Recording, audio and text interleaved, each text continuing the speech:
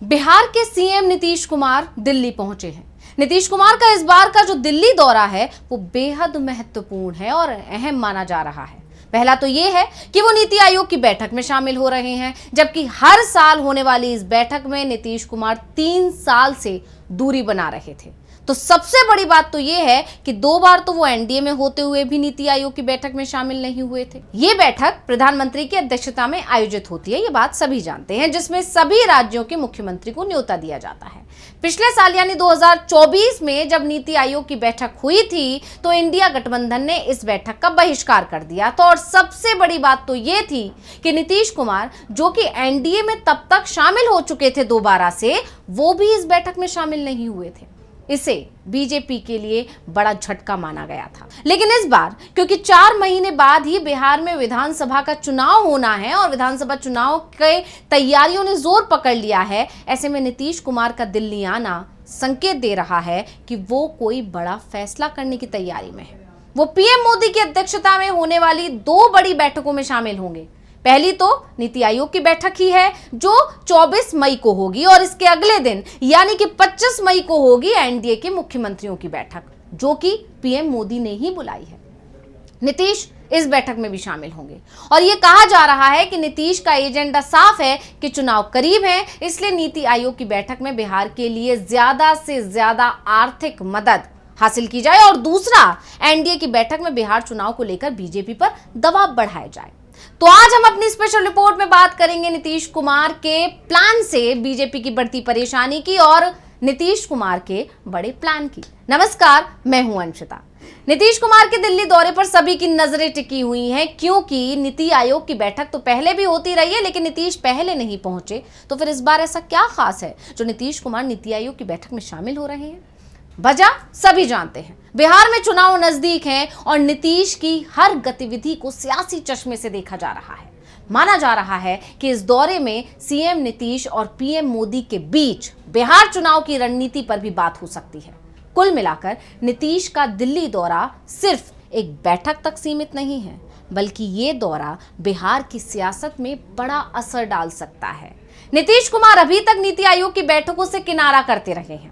2022 से लेकर 2024 तक लगातार 3 साल वो इस बैठक में नहीं गए, यानी 3 बार बैठकें हुई 2022 से 2024 के बीच में, लेकिन नीतीश ने तीनों बार इस बैठक से दूरी बना ली। या तो ये कहा गया कि उनका स्वास्थ्य सही नहीं है, या फिर साफ साफ कह दिया गया कि इस तरह की बैठक में जाने से बिहार को कुछ मिलने वाला नहीं है, इसलिए क्यों ही जाएं। लेकिन इस बार नीतीश कुमार ने नीति आयोग की बैठक का बहिष्कार नहीं किया है, तो इस बैठक में वो बिहार के लिए कुछ योजनाओं की डिमांड जरूर कर सकते हैं। तो सवाल तो उठ ही रहा है कि क्या इस बैठक में वो बिहार के लिए कुछ योजनाओं की डिमांड कर सकते हैं, क्योंकि साल के आखिर में विधानसभा चुनाव है और हो सकता है कि उन्हें इस तरह की उम्मीद हो कि इस बैठक से इस बार उन्हें बिहार के लिए कुछ अच्छा मिल जाएगा।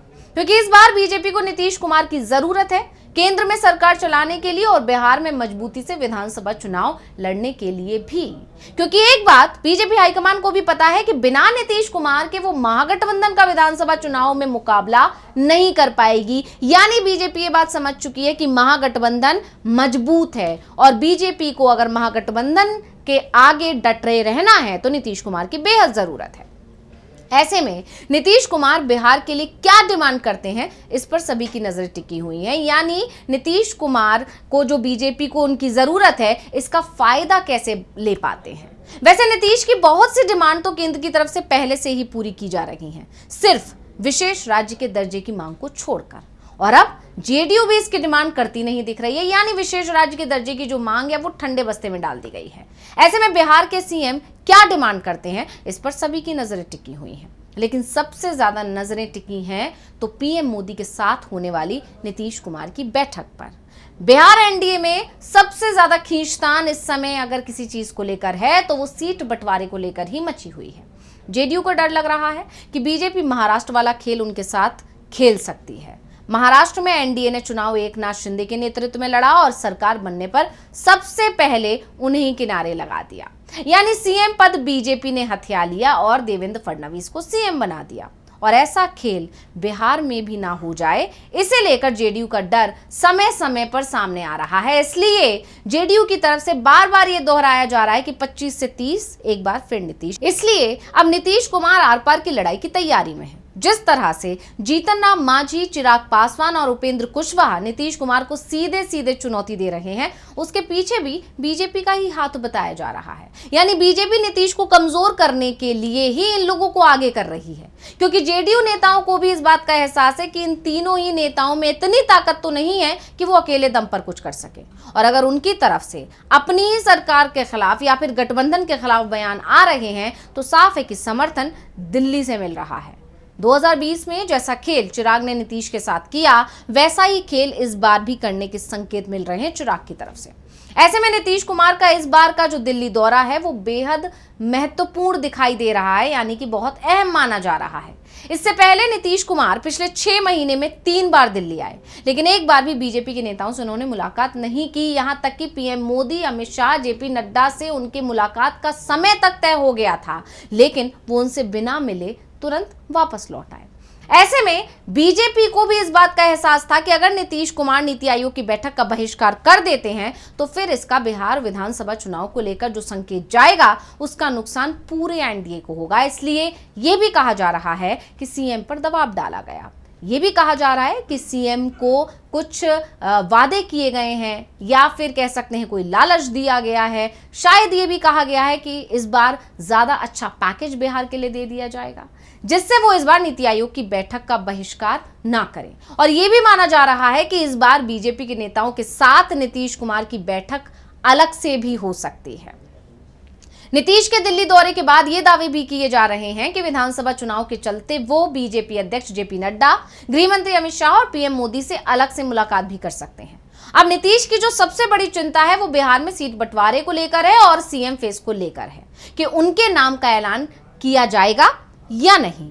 बीजेपी हाईकमान ने अभी तक नीतीश को सीएम फेस बनाए जाने पर सहमति नहीं दी है। हालांकि बीजेपी नेताओं की तरफ से ये दावे जरूर किए जा रहे हैं कि उन्हीं के नेतृत्व में चुनाव लड़ा जाएगा, नीतीश के बिना एनडीए अधूरा है, कमजोर है, तमाम तरह के दावे किए जा रहे हैं। लेकिन किसी भी बयान में ये नहीं कहा गया है कि सीएम फेस नीतीश कुमार ही होंगे, जबकि जेडीयू की तरफ से लगातार ऐसा दबाव बनाया जा रहा है। अब जहां एक तरफ सीएम फेस को लेकर पेच फंसा हुआ है तो वहीं दूसरी तरफ सीट बंटवारे को लेकर भी पेच फंसा हुआ है। नीतीश कुमार की कोशिश है कि पीएम मोदी 29 और 30 मई को 2 दिन के लिए बिहार दौरे पर आ रहे हैं और इस दौरान पीएम बिहार में सीएम फेस को लेकर तस्वीर को साफ कर दें, नीतीश कुमार को सीएम फेस बनाने का ऐलान कर दें। ऐसे में बीजेपी नेताओं के साथ जो उनकी मुलाकात है उस पर सबकी नजरें टिकी हुई हैं और खुद नीतीश को भी इस बैठक से, इस मुलाकात से बहुत ज्यादा उम्मीदें हैं। जेडीयू भी चाहता है कि पीएम सीएम फेस पर बात हो, उसके बाद सीट बंटवारे की बात की जाए, क्योंकि सीएम फेस अगर नीतीश कुमार को बनाए जाने का ऐलान हो जाता है तो भी सीट बंटवारे में पहले से ही जेडीयू को बढ़त मिल जाएगी। और यही कारण माना जा रहा है कि बीजेपी नीतीश को सीएम फेस बनाने को तैयार नहीं हो रही है। बीजेपी को इस बात का एहसास है कि नीतीश कुमार अब कहीं नहीं जा सकते। उनके लिए आरजेडी ने भी अपने दरवाजे बंद कर दिए हैं। आरजेडी की तरफ से साफ कह दिया गया है कि अगर महागठबंधन की सरकार बनी तो सीएम तेजस्वी यादव ही होंगे।